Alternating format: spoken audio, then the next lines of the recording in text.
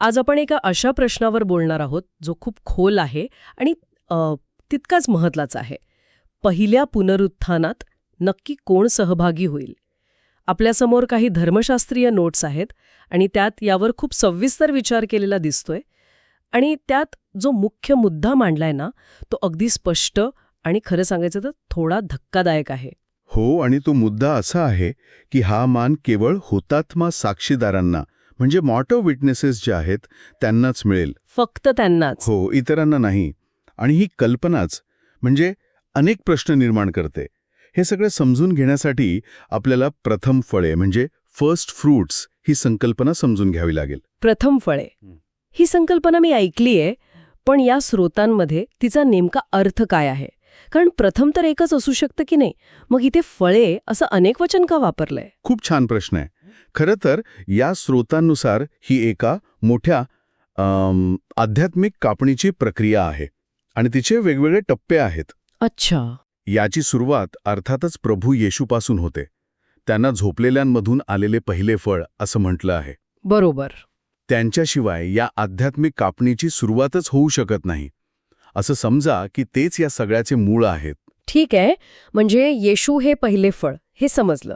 पण मग त्यानंतरच्या फळांचं काय? त्यांनाही प्रथम फळे का म्हणले? याची कल्पना आपण म्हणजे शेतीच्या कापणीसारखी करू शकतो. जसं शेतकरी हंगामातील पहिली आणि सर्वोत्तम उपज देवाला अर्पण करतो, तशीच ही आध्यात्मिक कापणी आहे. येशूनंतर दुसरे प्रथम फळ म्हणजे ते संत ज्यांना पवित्र आत्म्याची प्रथम फळे मिळाली. अच्छा. यालाच पहिला पाऊस किंवा अर्ली रेन असंही म्हटलं आहे. म्हणजे पेंटेकॉस्टच्या घटनेनंतरचे लोक. अगदी. ज्यांनी पवित्र आत्मा स्वीकारला ते या कापणीचा दुसरा भाग बनले. अरे बा, म्हणजे ही काही एकाच वेळी होणारी घटना नाहीये. ही तर एकामागोमाग एक घडणारी एक ठरलेली साखळी आहे.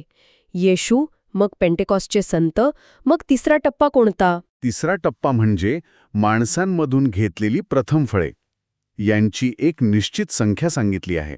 संख्या कोणती? 1,44,000. आणि या सामग्रीत एक मनोरंजक दावा केला आहे की यांना पहिला पाऊस आणि शेवटचा पाऊस म्हणजे लॅटर रेन या दोन्हीचा अनुभव येतो. दोन्हीचा? हो.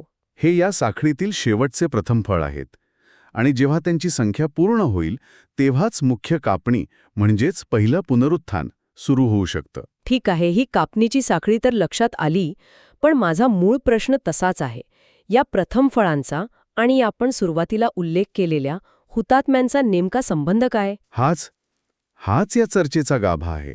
या स्रोतांमध्ये प्रथम फळ ही संकल्पना फक्त कापणीपुरती मर्यादित नाहीये. ती त्यागाशी आणि समर्पणाशी जोडलेली आहे. प्रत्येक प्रथम फळ हे एका अर्थाने स्वतःला देवाला अर्पण केलेलं फळ आहे. आणि देवासाठी केलेला सर्वोच्च त्याग म्हणजे हुतात्म्य.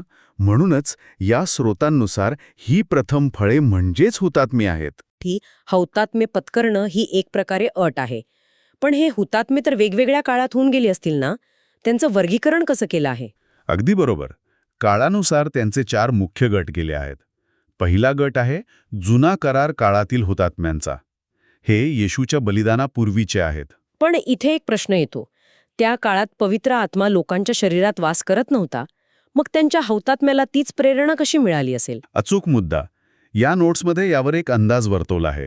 त्यांना पवित्र आत्मा शरीरात मिळाला नसला तरी यहोवाच्या आत्म्याद्वारे म्हणजे स्पिरिट ऑफ जहोवाद्वारे त्यांना ती शक्ती आणि प्रेरणा मिळाली असावी. अच्छा, प्रेरणा मिळाली असावी. हो, ज्यामुळे ते शेवटपर्यंत साक्षी राहिले. दुसरा गट म्हणजे पेंटेकॉस्ट नंतरचे हुतात्मे. हे ते संत आहेत ज्यांना पहिल्या पावसाने म्हणजेच पवित्र आत्म्याने शिक्कामोर्तब केले होते. आणि तिसरा गट म्हणजे ते 14,400 ज्यांच्याबद्दल आपण आत्ताच बोललो. बरोबर. मग चौथा गट कोणता? चौथा गट आहे संकट काळातील हुतात्म्यांचा. संकट काळ? हो. यांना मोठ्या संकटातून ग्रेट ट्रिब्युलेशनमधून आलेले म्हटले आहे. हे ते लोक आहेत ज्यांनी त्या काळात श्वापदाची उपासना करण्यास आणि त्याची खूण घेण्यास स्पष्ट नकार दिला. अगदी. आणि त्यासाठी आपला जीव दिला. ठीक आहे, म्हणजे जुना करार, नवीन करार, अगदी शेवटचा काळ आणि महासंकटाचा काळ. हे वर्गीकरण खूपच काटेकोर आहे.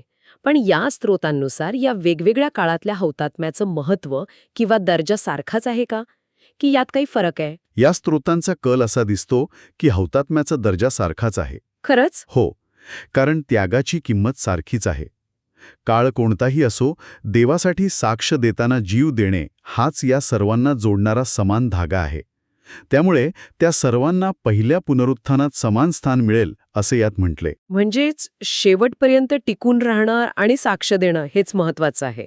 पण टिकून राहणं म्हणजे नेमकं काय? कारण याच मुद्द्यावर या नोट्समध्ये काहीतरी असं म्हटलंय जे अनेकांना धक्कादायक वाटेल, विशेषतः विश्वासाच्या खात्रीबद्दल. हो, तुम्ही त्या मुद्द्यावर आलात. लेखकाचा एक दावा असा आहे की येशूच्या रक्ताने पापक्षमा मिळालेले संतसुद्धा शेवटच्या काळात श्वापदाची खूण म्हणजे 666 घेऊ शकतात. एक मिनिट थांबा. हे खूपच धक्कादायक आहे. म्हणजे या स्रोतांप्रमाणे येशूच्या रक्ताने पापक्षमा मिळालेली व्यक्ती सुद्धा सैतानाच्या बाजूने जाऊ शकते. अनेक धर्मशास्त्रीय शिकवण्यांच्या हे पूर्णपणे विरुद्ध आहे. यावर लेखक अधिक स्पष्टीकरण देतो का की हे कसं शक्य आहे? देतो. लेखकाचा मुद्दा असा आहे की पवित्र आत्मा मिळाल्यानंतरही मानवाचा देहस्वभाव किंवा शारीरिक इच्छा संपत नाहीत.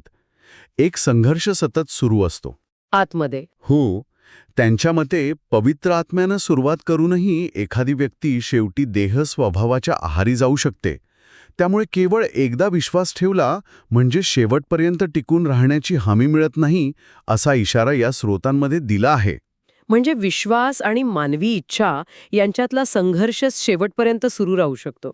याच विचाराला पुढे नेत प्रभू म्हणण्याबद्दलही एक महत्वाचा मुद्दा यात आहे, बरोबर? हो, यात असं म्हटलं आहे की जे सर्वजण येशूला प्रभू म्हणतात त्या सर्वांना पवित्र आत्मा मिळालेला असेलच असे नाही. अच्छा. याचं उदाहरण देताना लेखक सांगतात की येशू जेव्हा पृथ्वीवर होते तेव्हाही अनेक जण त्यांना प्रभू म्हणत होते. हो, बरोबर. पण तेव्हा पवित्र आत्मा अजून आलाच नव्हता. खरंय. त्यामुळे केवळ तोंडाने प्रभू म्हणणे हे पवित्र आत्मा मिळाल्याचं अंतिम प्रमाण नाही, असं या स्रोतांचं मत आहे. याचा अर्थ विश्वास हा केवळ एका क्षणाचा निर्णय नाही, तर तो एक आयुष्यभराचा प्रवास आहे, ज्यात कृती आणि निष्ठा या दोन्ही गोष्टी महत्वाच्या आहेत. खूपच विचार करायला लावणारे मुद्दे आहेत हे. अगदी. विश्वास हा एक सक्रिय आणि सातत्याने चालणारा प्रवास आहे, असं हे स्रोत सूचित करतात. मग या सगळ्या घटनांचा क्रम काय असेल? म्हणजे हे पहिलं पुनरुत्थान कधी आणि कसं होईल याबद्दल ह्या नोट्समध्ये काय माहिती आहे? एक स्पष्ट क्रम दिलेला आहे. जेव्हा या वेगवेगळ्या काळातल्या हुतात्म्यांची निश्चित संख्या पूर्ण होईल, 1,44,000 आणि बाकीचे सगळे मिळून, हो, तेव्हा 7वा करणा वाजवला जाईल. ही एक निर्णायक वेळ असेल. 7वा करणा वाजवल्यानंतर लगेचच पहिलं पुनरुत्थान होईल. आणि या पुनरुत्थानाचं स्वरूप कसं असेल? त्याला धान्याची कापणी म्हणजे ग्रेन हार्वेस्ट असं रूपकात्मक नाव दिलं आहे. धान्याची कापणी. हो, यात सर्व हुतात्मे जे वेगवेगळ्या काळात मरण पावले होते ते पुन्हा उठवले जातील.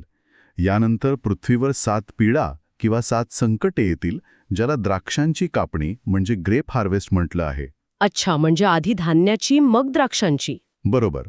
आणि मग पहिल्या पुनरुत्थानात उठवलेले हे हुतात्म्य ख्रिस्तोसोबत 1000 वर्ष राज्य करतील. हा क्रम खूपच स्पष्ट आहे. पण इथे एक स्वाभाविक प्रश्न उरतोच. ज्यांनी हौतात्म्य पत्करले नाही त्या इतर विश्वासणाऱ्यांचं काय? त्यांचं पुनरुत्थान होणार नाही का? नाही, इथे एक महत्वाचा फरक स्पष्ट केला आहे. या स्रोतानुसार पहिल्या पुनरुत्थानात सहभागी होणे म्हणजे तारण मिळवण्याचा एकमेव मार्ग नाही. बरं. सर्व संतांना म्हणजे सर्व विश्वासणाऱ्यांना जीवनाचे पुनरुत्थान मिळेल. त्यांनाही सार्वकालिक जीवन मिळेल. मग फरक काय? फरक हा आहे की हुतात्म्यांना अधिक चांगले पुनरुत्थान, अ बेटर रिझरेक्शन मिळेल. हा एक विशेष सन्मान आहे. अधिक चांगले पुनरुत्थान या शब्दाचा अर्थ काय? काय गोष्ट याला अधिक चांगले बनवते? अधिक चांगले कारण त्यांना केवळ सार्वकालिक जीवनच नाही तर ख्रिस्तासोबत राजे आणि याजक म्हणून 1000 वर्षे राज्य करण्याचा अधिकार मिळेल. अच्छा, हा अधिकार. हो, हा त्यांच्या त्यागाचा आणि साक्षीचा गौरव आहे. त्यामुळे सर्व विश्वासणाऱ्यांचं तारण होईल, पण हुतात्म्यांना एक विशेष भूमिका आणि अधिकार मिळेल. आणि खरं सांगायचं तर हा विचारच खूप मोठा आहे.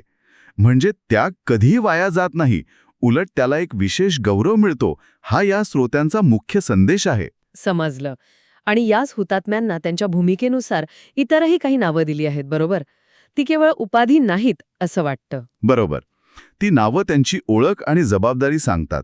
त्यांना साक्षी म्हणजे विटनेस म्हटलं आहे. कारण त्यांनी येशूविषयी शेवटपर्यंत साक्षी दिली. अगदी. त्यांना वधू म्हणजे ब्राईड म्हटलं आहे, जे ख्रिस्तासोबतच्या त्यांच्या जवळच्या आणि पवित्र नात्याचं प्रतीक आहे. आणि जिंकणारे किंवा ज्येष्ठ पुत्र या नावांबद्दल काय? त्यांना जिंकणारे म्हणजे ओव्हरकमर्स म्हटलं आहे, कारण त्यांनी मोहावर, छळावर आणि मरणावरही मात केली. बरोबर. आणि ज्येष्ठ पुत्र म्हणजे फर्स्ट बॉर्न हे नाव त्यांना वारसा हक्क मिळाल्याचं दर्शवतं. वारसा हक्क. म्हणजे देवाच्या राज्यात त्यांना विशेष अधिकार आहेत. आणि सर्वात महत्त्वाचं म्हणजे राजे आणि याजक, किंग प्रीस्ट, जे त्यांच्या भविष्यातील भूमिकेबद्दल स्पष्टपणे सांगतं. तर आजच्या चर्चेतून एक गोष्ट अगदी स्पष्ट झाली. या स्रोतानुसार पहिल्या पुनरुत्थानाचा मान फक्त आणि फक्त हुतात्म्यांसाठी राखीव आहे. आणि प्रथम फळे ही संकल्पना या संपूर्ण प्रक्रियेच्या केंद्रस्थानी आहे, जिची सुरुवात येशूपासून होते आणि 1,44,000 हुतात्म्यांची संख्या पूर्ण झाल्यावर ती एका महत्त्वाच्या टप्प्यावर पोहोचते. हो, आणि या सर्व घटना एका मोठ्या योजनेचा भाग आहेत, ज्याची सुरुवात हुतात्म्यांची संख्या पूर्ण झाल्यावर होते. त्यानंतर धान्याची म्हणजे पुनरुत्थान आणि द्राक्षांची म्हणजे न्याय अशी कापणी होते. आणि त्याचा शेवट 1,000 वर्षांच्या राज्यात होतो. अगदी, जिथे हुतात्मे राज्य करतील. ही माहिती खरोखरच खूप सखोल आणि विचार करायला लावणारी आहे. हो, आणि या चर्चेच्या शेवटी एक विचार करण्यासारखा मुद्दा या स्रोतांमध्येच मिळतो, जो या सगळ्याच्या पलीकडे जातो. कोणता? तो म्हणजे देव आणि सृष्टी यांच्यातील फरक. या नोट्समध्ये असं म्हटलंय की देव काळ आणि अवकाशाच्या पलीकडे आहे, तो अमर्याद आहे. बरोबर. तर सृष्टी म्हणजे आपण सर्व काळ आणि अवकाशाच्या मर्यादेत आहोत. साक्षीदार किंवा हुतात्मा असण्याचा अर्थ केवळ आपला जीव देणे नाही, तर मग काय आहे? तर या मर्यादित जगातून त्या अमर्याद, सर्व शक्तिमान आणि काळाच्या पलीकडे असलेल्या देवाची साक्ष देणे आहे. हा विचार आपल्याला आपल्या जीवनातील साक्ष देण्याच्या भूमिकेबद्दल अधिक खोलवर विचार करायला लावतो. ती साक्ष शब्दांतून असेल, कृतीतून असेल किंवा अंतिम त्यागातून, पण ती त्या अमर्याद सत्याची साक्ष आहे.